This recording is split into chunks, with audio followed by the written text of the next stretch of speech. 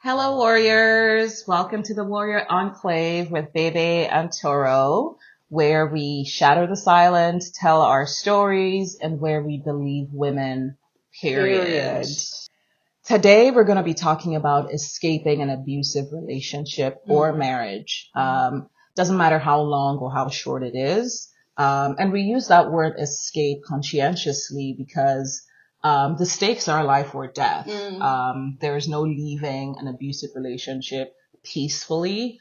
And so, yeah, the word escape is very conscious, when we use that. Today, we're going to be giving you some information, providing you with some tips, and also letting you know what to possibly expect. I think for us, the most important thing is your safety, which is why, videos like these that we're producing now and others that you may see, out there on the internet, we prioritize safety because, like we already said, this is life or death, and we're not exaggerating here. Abusive people, they hate to be abandoned. They hate to be left. They hate to lose their victims. Exactly. And some of them will do any and everything to break you back into submission. So this is no laughing matter. This is no joke. This is no simple breakup. You have to be ready. And we call you guys warriors on here on this channel because we know what it is. We know what time it is on this channel. So yeah, definitely, sit back, get whatever it is you need to get because this is likely to be a long one. But we're ready for you guys and, let's get into it.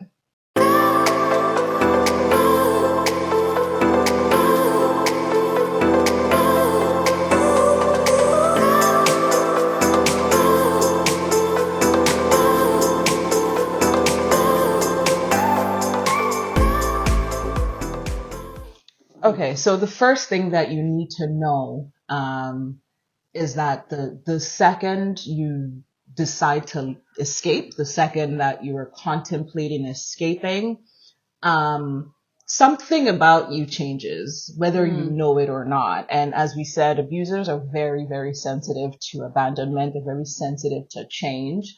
And so that becomes the most dangerous time of your time with that abuser. It doesn't matter what has happened in the past. It doesn't matter how on the brink of who knows what you've been. The minute that you're actually being, either somehow readying yourself mentally or spiritually, sometimes it's unconscious, or once you actually consciously decide that I can't stay here anymore, I gotta get out. It immediately becomes really, really, really dangerous for you. And so, like we said earlier, safety is paramount. And so you really have to be strategic. You really have to be sharp. You really have to be on the ball, once you do get your plans in motion to escape. I really do want to harp on something here, which is that, when you say there's just something about you that changes your aura, most of the time when you've been victimized for so long, there's this cowering nature about you. There's this, your abuser has had a big blowout and, you're rushing, you're trying to figure out how to make it right again. You're begging, you're weepy, you're lying prostrate on the ground, trying to figure out how to make things right, how to make your pacify them. Exactly. You're trying to figure things out. So whether it's consciously or unconsciously, once your mind has kind of checked out from the relationship, you wouldn't naturally or you wouldn't easily do those same things you used to do when you were fully invested in the relationship. And believe you me, whether you even know it or not, your abuser is very attuned to slight changes about you. So they can sense where it feels like you're pulling your energy back to yourself. They can sense where it's like, oh, she's no longer running helter-skelter trying to pacify me anymore. It could be very subtle things, very, very subtle things that other people wouldn't notice, but trust me, they notice, and that scares the shit out of them. That scares them. And so for them, they look at it as they're losing control. And rather than even they for a change try to figure out how to make things right, or they for a change trying to figure out how to right their own wrongs, they would rather break you. They would rather, turn up the abuse. Sometimes to the point where they feel like, you know what, there's only so far I can take this abuse. Sometimes they take it to the very end, and that's where we start seeing instances of, murder suicides or like, homicides. Femicides. Exactly. Femicides, because that's actually what they call it here, in the country that I'm in, Canada, they call it femicides, That's where we start seeing instances like that because for the most part, I think I told you guys I do a lot of research on this issue. I think they said that most of the instances where you hear of women in abusive relationships being killed, it's usually at the point where the woman was, you know what, this relationship needs to end. I no longer want to continue. And at the times where the women had decided that the relationship had to end, that's when they lost their lives. So by no means all the time throughout the relationship, they were in danger, their lives were in danger, but the abuser wasn't as threatened. But the moment you decide you want to leave a relationship, then they become very threatened and then they can act irrationally. There's nothing that is off the table for them if it means just trying to regain control over you. So that's why, again, we prioritize safety when we're having these kinds of conversations because trust me, I know this from personal experience. This is no joke. It is real. The number 2 point I will state is don't ever tell your abuser you intend to leave the relationship. Aside from everything else we've just said now in terms of it jeopardizing your safety if your abuser senses that you are trying to or you want to escape the relationship. If you tell your abuser you intend to leave the relationship, it tips them off to do so many things that could actually harm you in the end. So, for example, a lot of them would try to manipulate you in this time. That's when some of them would start like love bombing you all over again. It feels like, your abuser of, the time when you first met, when you were dating, they amp up the sweetness, the kindness, all of that is to manipulate you to stay in the relationship. And then the moment they feel like they have their hold over you again, then it's back to the cycle of abuse. It's back to the devaluation. It's back to the breaking you down. And it's often ratcheted up, like it gets worse. That's what I was just about to say, that the moment they sense or the moment you tell them you want to leave and then they successfully manipulate you into staying, then they amp up the abuse because they have to break you down worse than you were before because clearly they didn't do enough. That's why you had the guts to think you were going to leave. So this time it gives them the opportunity to finish the work that they had started on you before, which is why you don't tell them, and it confuses you too as well because like you also dissipate energy. What it got to get you to say you're going to leave, you lose all that energy when you allow them manipulate you back into staying in the relationship. And it's going to take a lot to build yourself back up again to decide you're going to leave again. Before they even get to the point of manipulating you to relax back into the relationship, another thing is that telling them that you want to leave could, result in an unpredictable reaction. They could blow up, flare up, and just do something crazy right in that moment. Just, they don't know how to regulate their emotions. And so especially if they really weren't even expecting it at all, and you suddenly drop that, listen, I don't want to do this again, I'm done. They could react in any all kinds of like crazy ways. And lash out right there and then before even getting to the point of manipulating you. So it truly is dangerous. Like we can't stress that enough. Dangerous and unpredictable. It really is. And, even to add to that, because we know how they behave. We know how they are, right? So some of them, when they feel like, or when you've told them that, you want this relationship to end, some of them will manipulate you into staying so that they can then get a head start on being the one to leave the relationship, to discard you. Exactly, to discard you first. So I read so many stories of women credit cards being taken out in their name, maxing out their credit cards, just, clearing out joint accounts, they do so much. They leave like a trail of destruction in their wake of discarding you in the relationship. And that's because of their severe fear of being abandoned. They would rather be the one to exit, but they never just do things quietly and go. They also want to make sure that they are harming you even in their exit. Some of them do the craziest of things. I think I read an instance of, destroying property. Basically, there's nothing these people can do. So you have to be very careful. And this is why we say you don't tell your abuser before you leave. The third point, again, is about safety. You have to be smart. You have to be quick. There is no leaving over time. There is no deciding you're going to leave and then taking your time, using a month, using weeks, I'll leave at the end of the year. Don't ever do that. Once you've decided you're going to leave, my advice is to leave within the next 24 to 48 hours. That is, personally, if you can leave immediately, I'll advise that you do. Because again, back to the point we already made about the abuser is very sensitive. They can tell that there's something different about you. And you don't want to lose your life at the point where you're literally about to take your life back into your hands. So you have to move very, very fast and quick.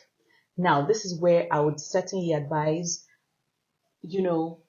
relying on your community if you still have one, because I know a lot of the time abusers do a very good job of causing their victims to be estranged from friends, from families, from people who could help them.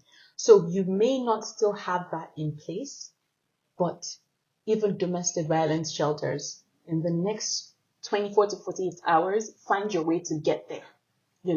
If you are going to go to friends or family, I would advise that you go to someone or some place that the abuser doesn't know. If you go to like your parents or your siblings that the abuser knows their way to that place, that could be putting all of you in danger. It could also make it easier for them to manipulate everybody else in that relationship and try and frame you as, this crazy person that, is telling fibs or telling lies against them. So I would advise, try to go to a neutral space where the abuser doesn't know how to get there or who to call to get there. So the fourth tip here is, as you're making your plans to escape, you are starting over. I know that some people, myself included, might be sentimental. You might have some things, that you're really attached to, but you need to really just take only what is necessary. Like pack light. There's really no other way to say it. Keep your load, your baggage from the abuse alone is already heavy enough. So the luggage that you're taking when you're leaving, the trauma you're carrying is enough. Yeah, exactly. Keep it as light as possible. So take only what is absolutely necessary. Things like your documents, things like your medications, if you are, on any prescriptions, just, the barest of basic bones of like clothes and shoes or whatnot. Keep your load to like the barest minimum and make it in such a way that it is a clean break.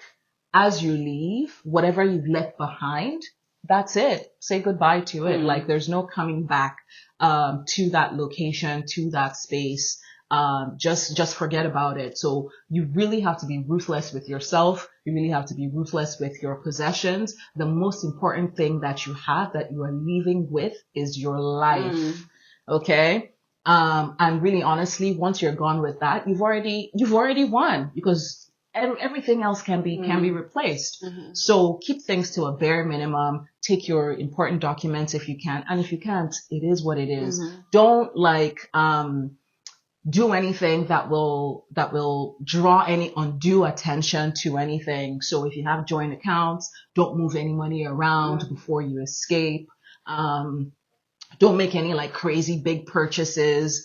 that could tip the abuser off, like, if they get a notification or if they just check the accounts or something. You need to make sure that your movements are as imperceptible as possible, and that when you do leave, it is as clean a break as it can be, such that you have no reason to come back there again.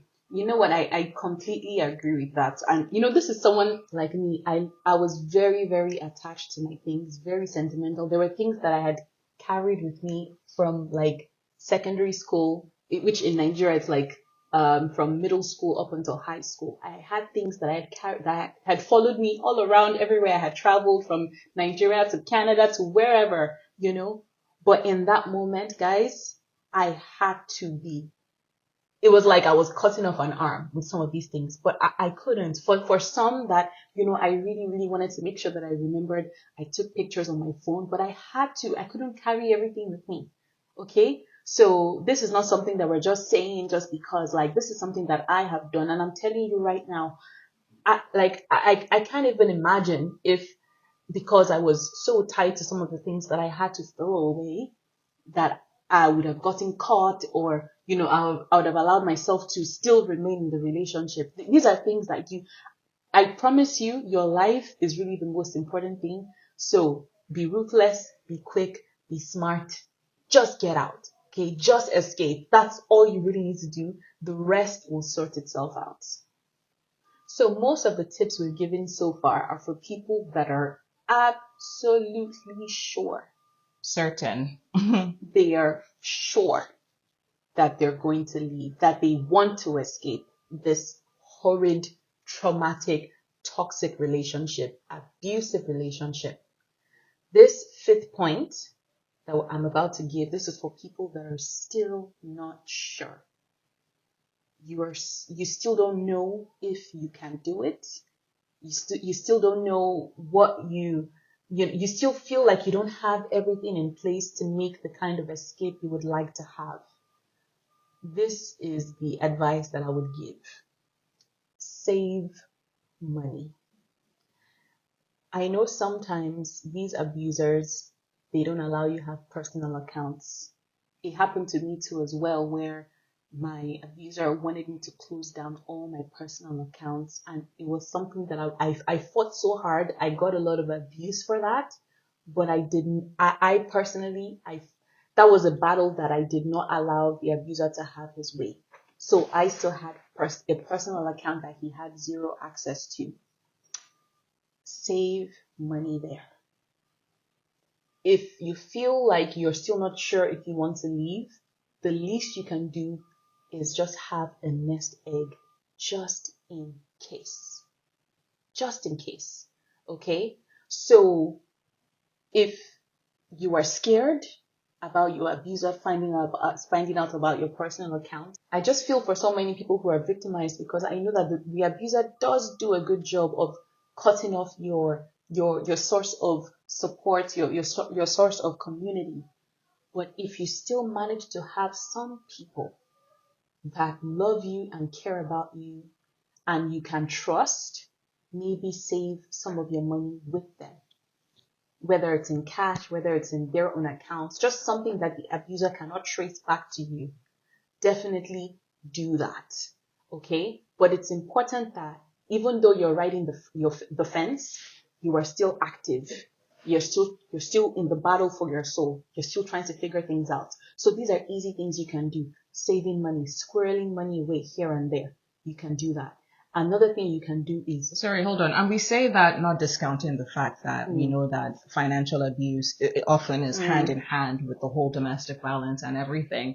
So, like, if you're not able to do that there are lots of people who are not able to do that as well. But if you are able, then go ahead and do so. Mm-hmm. Yeah, because again, I know some people, some of these abusers, they don't even let you work. So even your source of income is a little funny. Maybe it's grocery money, maybe if you do a lot of couponing, maybe just little change here and there that you're able to squirrel away. Even that is sufficient. Do whatever it is you can do to squirrel away $1 here, $1 there.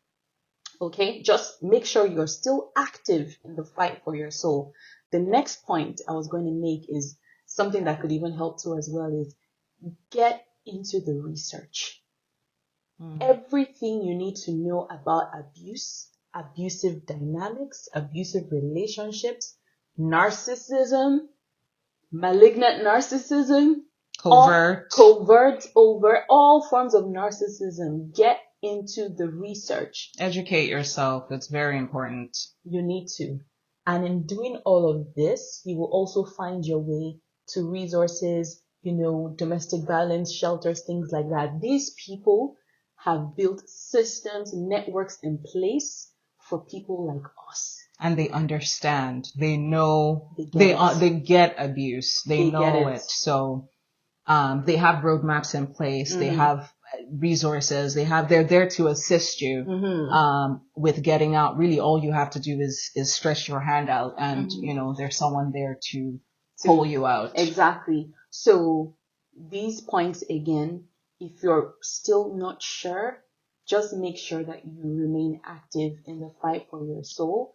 But again, I do have to harp on the fact that you have to be careful that your behavior, your activities are not seeping out, are not too loud, so that your abuser doesn't catch you in some of these things that you're doing. You have to be very low key, very, very low key. So the sixth thing that we're going to address here is children. This is the presence of children, whether it's one child, whether it's more than one, whether they're minors, whether they're really young, whether they're, teenagers, whatever age. Children are a complicating factor when it comes to escaping an abusive relationship. 'Cause not only are you in danger, your children are in danger too. And so there's the consideration as to how to get them out as well. But then there's also, when it comes to making that decision, there's a possibility that you may not be able to leave or escape with them. As I said earlier, the most important thing that you're taking with you when you escape is your life. Now, person will get life, we can be a mother or, we understand the gravity that it entails, in factoring your children, into this life or death decision.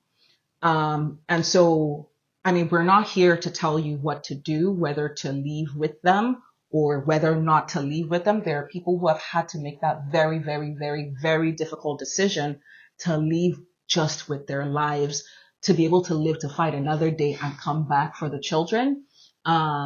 And some people are able to leave with the children successfully, but then there are complicating factors after that, which, either results in them, the children still remaining with the escapee, the escaped victim, or not. But this is definitely something that needs to be considered when you do decide to escape. I'll let my sister speak a little bit more, having done it herself. I was going to say, as someone who, I don't even know where to begin in terms of my story, but I'll tell you, for me, it was non-negotiable that I was leaving with my children. However, I didn't know all the facts that I needed to know. Knowing everything that I know now, I'm still not sure that decision would have changed. So, for example, some of the things that I'm referring to now is legal issues. My children were 4 and under at the time. My baby was weeks old. I fled from Nigeria to Canada, and that set off a legal frenzy internationally. Now, this wasn't even just, within the same country, right? Or across state lines or provincial lines. Exactly. I will tell you, at a point, Interpol was involved. Okay? There's something you need to know about. It's called the Hague Convention. These are things that, as victims, you were bucking against systems that don't really care that you're fleeing an abusive relationship. For me at the time, I assumed that because myself and my children were Kenyan citizens, that the country would embrace me, would be a safe haven for myself and my children, and would help me in my escape from my abuser. I was completely wrong. Right? Instead, what then ended up happening was my abuser used these legal instruments, if you will, to further abuse me.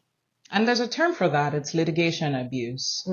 It's a kind of post-separation abuse, post-spousal separation abuse, where abusers, they weaponize the legal system. You know how overburdened, even the judges too are tired. They are tired. Everybody's tired. The lawyers are tired. The back and forth, the toxicity of a breakdown of a marriage, or that these people make toxic, because there are many people that are able to go their separate ways amicably. But dealing with these abusive people, they know how to make everything toxic. So the system too cannot even handle that level of toxicity. So they just paint everybody with the same brush. They don't really care to look to the nitty-gritty of the facts of what caused someone like me to make such a drastic move across borders like that. So a lot of the time the reason why we mention, look, the possibility that living with your children might not be there is because you as a person have to decide for yourself. If I go with my children, because sometimes you have to go as far as the eye can see. If I go with my children, I might have to cross state lines. I might have to cross international waters. And how can that blow back on me and harm me? Do you understand? So for some people are lucky in that their abuser might wave the white flag. That rarely happens. They never wave the white flag. They fight you to the end. I've seen very few stories where some women fled with their children and their abuser did not pursue. Now, for those women, that was completely worth it. For me too as well, I did the same thing. My abuser pursued me. He and his family did not let up. They came after me and they nearly wrecked me.